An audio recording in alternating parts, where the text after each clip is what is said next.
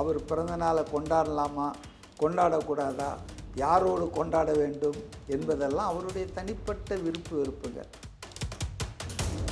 த்ரிஷாவை பொறுத்தவரையில் அவரோட நீண்ட காலம் சினிமா இண்டஸ்ட்ரியில் பழகினவங்க இருந்தவங்க. அவங்க சந்திப்பதிலேயோ அல்லது கேக் சாப்பிடுவதிலேயோ அவங்க ஒன்றும் புதுசு இல்லை. அவங்க இவர் முதல்வர் ஆகிவிட்டதால் கொஞ்சம் டிஸ்க்ரீட்டாக இருக்கிறது நல்லதுன்றது என்னுடைய கருத்து. அவர் ஒரு 8 கோடி மக்களினுடைய முதல்வராக இருக்கார். ஸோ அப்போ அவருக்குன்னு ஒரு பப்ளிக் இமேஜ் இருக்குது. அதை அரசியல் எதிரிகள் கெடுப்பதற்கு முயற்சி பண்ணுவாங்கன்றத அவருடைய உண்மையான ஃப்ரெண்டாக இருந்தால் த்ரிஷா புரிஞ்சிருக்கணும். இந்நேரம் அவங்க ஃபோட்டோவை அதில் பகிர்வது என்பது ஒரு சீப் மென்டாலிட்டி தான் தெரியுது. அப்போ சங்கீதா அப்புறம் ஜெய்சங்கர் சஞ்சய் அவங்களுக்கெல்லாம் பொறுத்த வரைக்கும் விஜய் அவர்கள் தீய சக்தியா சார்? அது ஒரு மனைவின்ற முறையில் அவங்களுக்கு அது இருக்க தானங்க செய்யும். ஹாலிடேஸ்னாலே அது நம்ம ஜிடி ஹாலிடேஸ் தான். You know you are special when you're with GT Holidays. நிறைவான தருணங்கள் NAC ஜுவல்லர்ஸுடன். ஆச்சி மசாலா எந்த சமையலும் ருசி தேடும் ரகசியம் 20 ரூபாய். சார் வணக்கம் சார். வணக்கம். எப்படி சார் இருக்கீங்க? நல்லா இருக்கேன். Super sir. சட்டசபையில் முதல்வர் விஜய் அவர்கள் பேசின ஒரு ஸ்பீச் பெரும் பேசும் பொருளாக மாறிச்சு.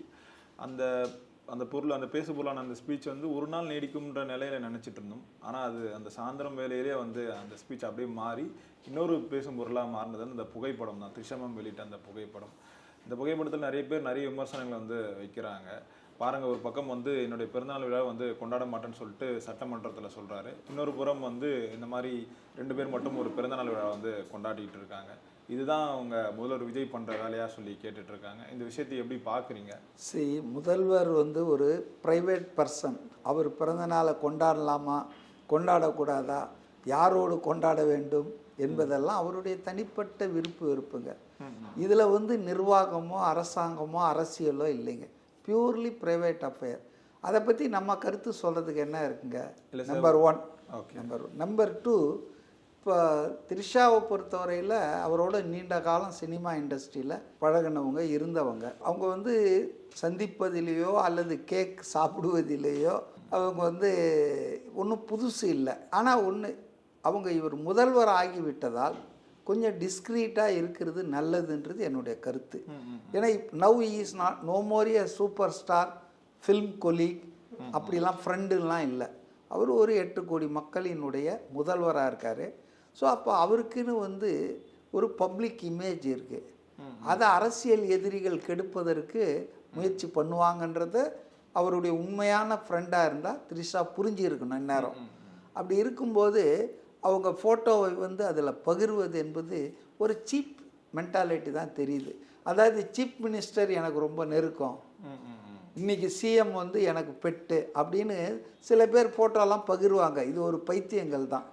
அதாவது அரசியல்வாதிகளோடு தங்களுக்கு நெருக்கத்தை காட்டிக்கொள்வதற்காக பல கட்டங்களில் பல பேர் அதுவே ஆபத்தாக முடியும். புரியுதுங்களா? அதனால் அப்படி தான் நான் இதை பார்த்து கடந்து போனோமே தவிர இதுக்குள்ளே இது பெரிய பேசு பொருளாக மேகதாத்து அணை கட்டுறதை விட பெருசாக இது ஆயிடுச்சான்னா நான் அப்படி நினைக்கல. இது ஒரு சின்ன விஷயங்கள்ங்க. த்ரிஷா விஜய் சாருக்கு ஃப்ரெண்ட் இல்லை சார், அவங்க ஒரு தங்கச்சி மாதிரி தான் சார். அதெல்லாம் எனக்கு தெரியாது. எனக்கு அவங்க ஒரு கொலீக்.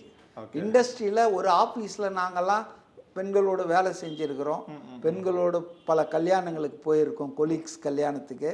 அது மாதிரி தான் நான் பார்க்குறேன். அவங்க கல்யாணத்துக்கு அந்த கீர்த்தி சுரேஷுக்கு போனதை திமுக காரங்க ஃபோட்டோ எடுத்து ரொம்ப கேவலமாலாம் பேசினாங்க. பட் நான் அப்படி பார்க்கல. நம்ம ஆஃபீஸில் ஒர்க் பண்ணுறோம், நம்ம கூட இருக்கிற ஒரு கொலீக் கல்யாணம், நான் ஆஃபீஸில் இருக்கிற 5 கொலீக்கு எல்லாம் ஒன்றா சேர்ந்து தான் போவோம். அதிலெல்லாம் ஒன்றும் பிரச்சனை. 2வதுங்க, தவறாக நடக்கிறோன்றவங்க அதுக்கு இடம் தான் தேவையா, கல்யாணம் தான் தேவையா? ஒரு ஆணும் பெண்ணும் தவறு செய்யணும்னு நினச்சிட்டாங்கன்னா அதுக்கு ஒன்றும் யாருமே தடுக்க முடியாது, அடல்ட்ஸு. அதை ஏன் இவங்க இந்த அளவுக்கு புரிஞ்சிக்க மாட்டேன்றாங்க? பொது வெளியில் ஒரு கல்யாணத்துக்கு ஒன்றா வர்றது, அஜித் அம்மா செத்தா அதுக்கு வந்தாங்க 2 பேரும். ஸோ ஃபில்ம் இண்டஸ்ட்ரி சம்மந்தப்பட்ட விழாக்களில், ஃபில்ம் சம்மந்தப்பட்ட அந்த நிகழ்வுகளில் 2 பேர் கலந்து கொள்வதில் எனக்கு என்னவோ பெரிய தப்பு இருக்கிறதா எனக்கு தெரியல. ஆனால் இன்றைக்கி சீஃப் மினிஸ்டர் ஆன பிறகு அவருடைய புகைப்படத்தை பொதுவெளியில் இப்படி பயன்படுத்துவது போடுவது என்பது த்ரிஷா மேடம் வந்து அதை உணரணும்.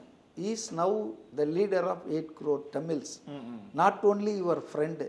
இது வந்து தமிழ்நாட்டில் இருக்கிறோம், தமிழ்நாட்டில் ஈர பேனாக்கி பேனை பெருமாளாக்குவாங்க. அப்படிப்பட்ட ஒரு சூழ்நிலையில் இது நிச்சயமாக வந்து கொஞ்சம் கேர்ஃபுல்லாக இருக்கணும் அவங்கன்றது தான் என்னுடைய அறிவுரை அவங்களுக்கு. சார் இப்போ ஏற்கனவே வந்து விஜய் சாரும் சரி சங்கீதா மேமும் சரி ஒரு பிரிந்து தான் வாழ்கிற ஒரு ஸ்டேஜில் வந்து இருக்காங்க. அப்படி இருக்கும்போது இந்த மாதிரியான புகைப்படங்களை வந்து போஸ்ட் போடுறது வந்து அவங்களை இன்னும் மேலும் காயப்படுத்த தானே சார் செய்யும். ஆக்சுவலாக அவங்களுக்குள்ளே ஒரு வருத்தம் இருக்கும், இந்த டைமில் நாம் வந்து அவர் கூட இருந்திருக்கலாம், ஒரு விஷ் பண்ணியிருந்திருக்கலாம் அப்படின்னு சொல்லி. இந்த மாதிரி டைமில் இந்த ஃபோட்டோஸ்லாம் பார்க்கும்போது இன்னும் அந்த பிரிவினைன்றது அதிகமாக தான் சார் ஆகும். நீங்கள் சொல்கிறத நான் ஒத்துக்கிறேன். இதை வந்து த்ரிஷா வந்து should understand the feeling of another woman. ஒரு மனைவி வந்து எந்த அளவுக்கு சங்கடப்படுவாங்க தன் கணவன் இன்னொரு பெண்ணோடு நெருக்கமாக இருப்பதோ அல்லது ஃப்ரெண்டாக இருப்பதை கூட பல பேர் புரிஞ்சிக்க மாட்டாங்க. மிஸ் அண்டர்ஸ்டாண்டிங்கு டைவர்ஸ் வரைக்கும் போகிறதெல்லாம் இதுதான். அதாவது பெண்களுக்கு வந்து எப்போவுமே ஒரு பொசசிவ்னஸ் இருக்கும். தன் கணவன் தன்னை மட்டும்தான் பண்ணணும், பார்க்கணும், தன்கிட்ட மட்டும்தான் அன்பு செலுத்தணும் அப்படின்லாம் நினைப்பாங்க. அது சரியல்ல என்பது தான் என்னுடைய கருத்து. ஆனால் பெண்களுடைய சென்டிமெண்ட்டு சைக்காலஜி அதுதான். அப்போ அதை புரிந்து கொண்டு தான் எல்லாரும் நடந்துக்க வேண்டியிருக்கு. அப்போ தான் இல்வாழ்க்கை என்பது இனிக்கும். இப்போ இதெல்லாம் வந்து ஒரு 40 வயசுக்கு மேலே இருக்கும்னு நினைக்கிறேன் ட்ரிஷாக்கு. அவங்க ஒரு மெச்சூர்டு விமன் தான், அவங்க கேர்ள்னு நான் சொல்ல மாட்டேன்.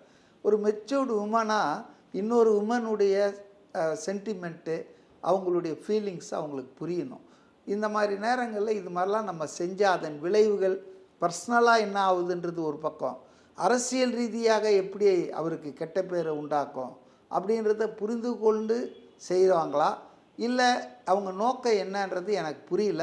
அவங்க இதை தவிர்ப்பது நல்லது. இந்த மாதிரி வந்து முதல்வர் பதவியில் இருக்கிற ஒருத்தரை however you are very close or intimate, உங்களுக்கு எவ்வளோ ஃப்ரெண்ட்ஷிப் இருந்தாலும் அதை உங்களுக்குள்ளே வச்சுக்கணும்.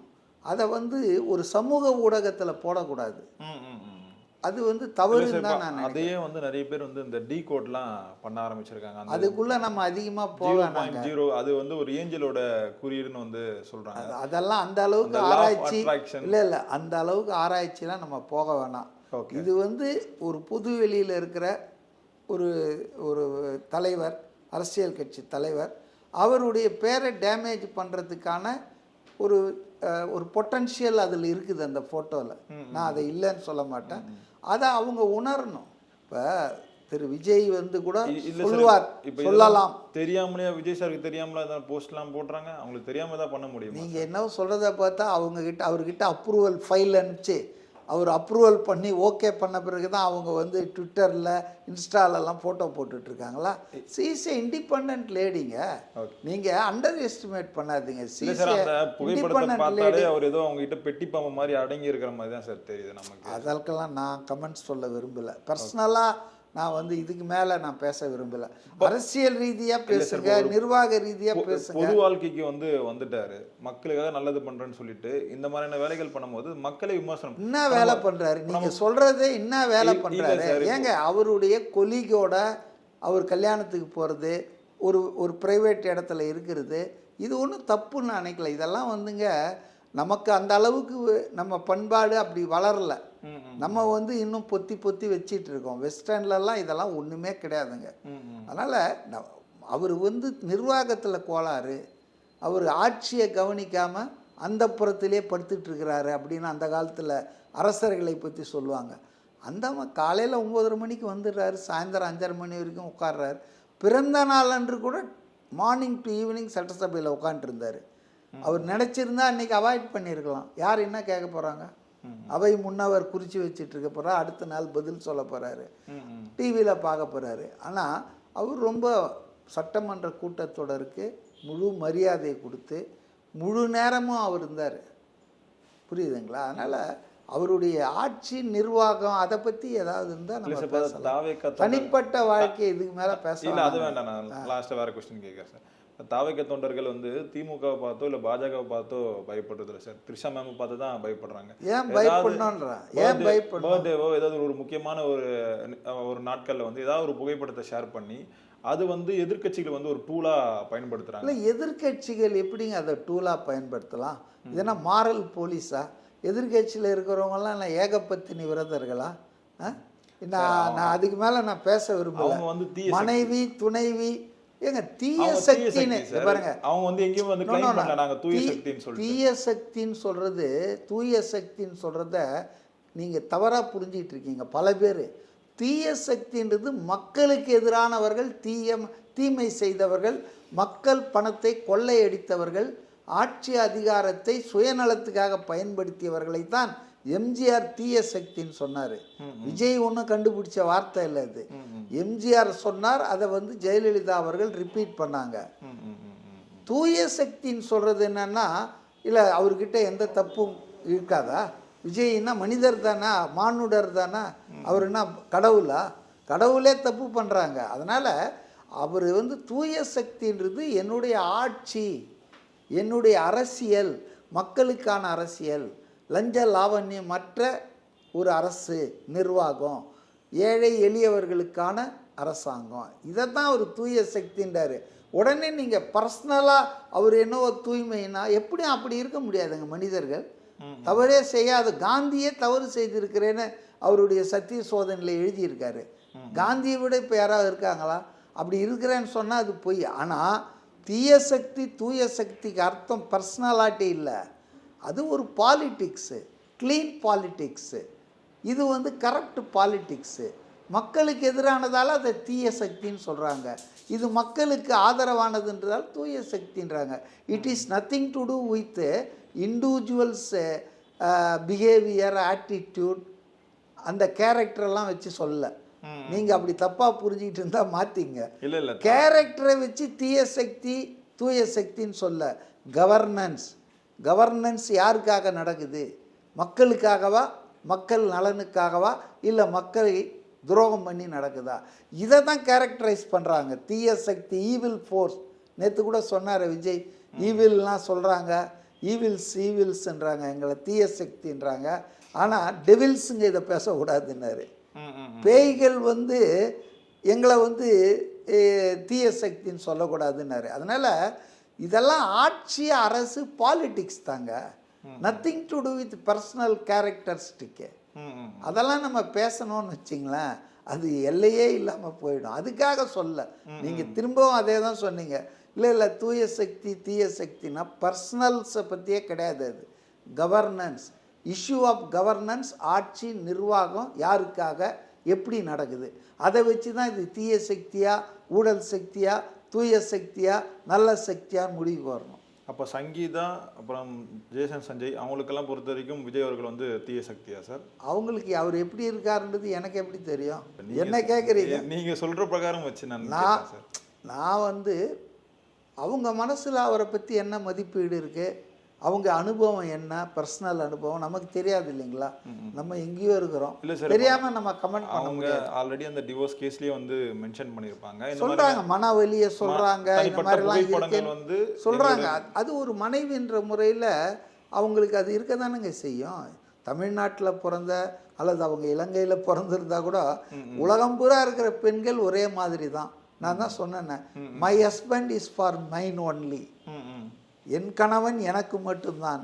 ஒரு படம் கூட வந்தது, என் புருஷன் எனக்கு மட்டும்தான். இதுதான் பேசிக் இது tendency of the any lady. ராணியாக இருக்கலாம், மகாராணியாக இருக்கலாம், இளவரசியாக இருக்கலாம், சாதாரண பால் விற்கிற பொம்பளையாக இருக்கலாம், பூ விற்கிறவளாக இருக்கலாம். ஆனால் any woman will like to have 100% of love of her husband. இதுல ஒன்றும் தப்பே கிடையாதுங்களா? அவங்களும் ஒரு பெண் தானே. ஹாலிடேஸ்னாலே அது நம்ம ஜிடி ஹாலிடேஸ் தான். You know you are special when you're with GT Holidays. நிறைவான தருணங்கள் என்ஏசி ஜுவல்லர்ஸுடன். ஆச்சி மசாலா. எந்த சமையலும் ருசி தேடும் ரகசியம் 20 ரூபாய்.